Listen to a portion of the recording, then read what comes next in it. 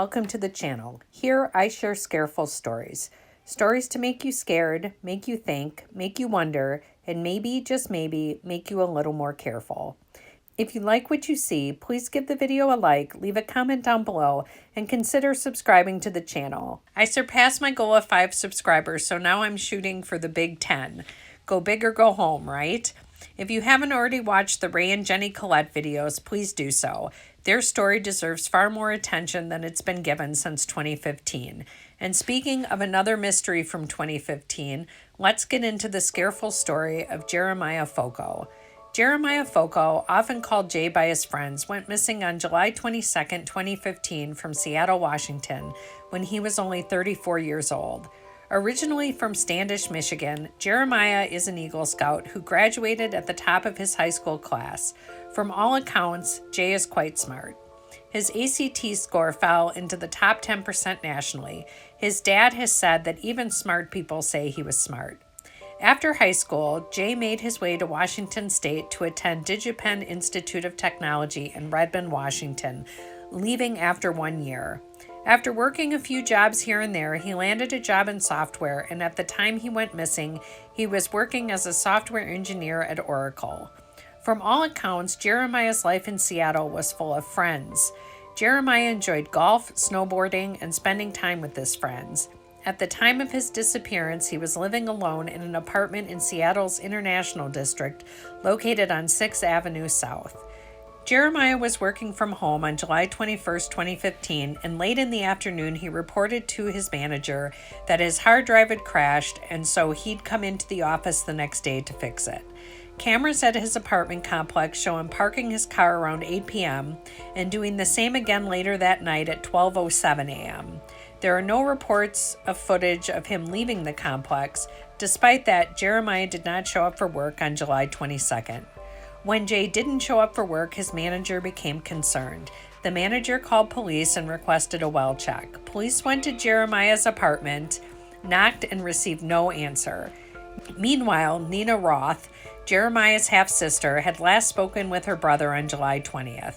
She reported that, as Jeremiah's emergency contact, she received a call from his landlord asking for permission to enter the apartment.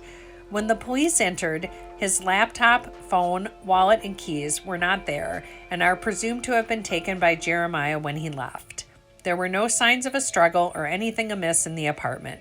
His bed was made, his toothbrush was there, and his car was still in the parking garage.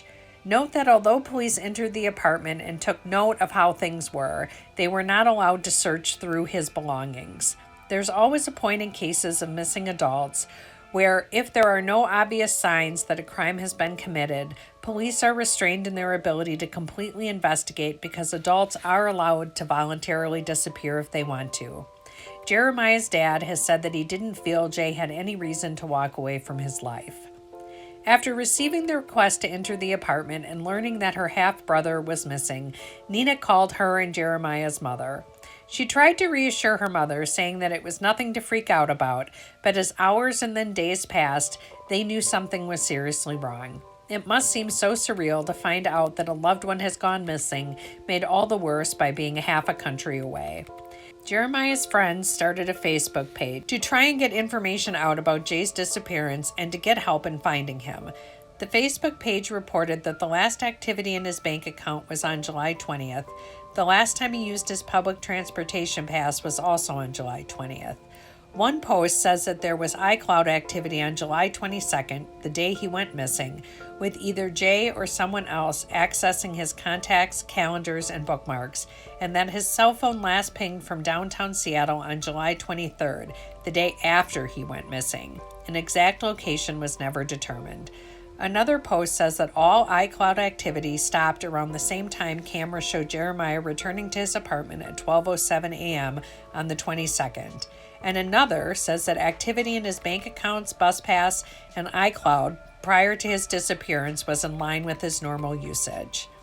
At first, police thought that they had a good lead in that video footage of a bus station near 5th Avenue South and South Jackson Street showed a man looking a lot like Jeremiah walking down the stairs into the bus station.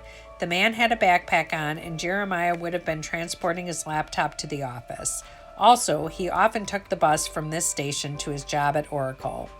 Unfortunately, due to a malfunction, the footage ends after the man goes down the stairs. It was later determined that Jeremiah's public transportation card was not used that day. Also, when his co-workers reviewed the footage, they said that the backpack wasn't the same as the one Jay used. Investigators were able to find footage from Monday, July 20th that definitely had Jeremiah on it. The backpack is indeed different, and Jeremiah also wore his backpack higher than the man on the video from the 22nd, calling into question if that man in the video really was Jeremiah. Jeremiah's mother and father flew to Seattle on July 26 to help investigators with the search. They gave DNA samples and had the opportunity to review the video footage from the bus station. His mother has said that Jay disappearing is like some kind of bad nightmare. It's like something you see in a bad movie.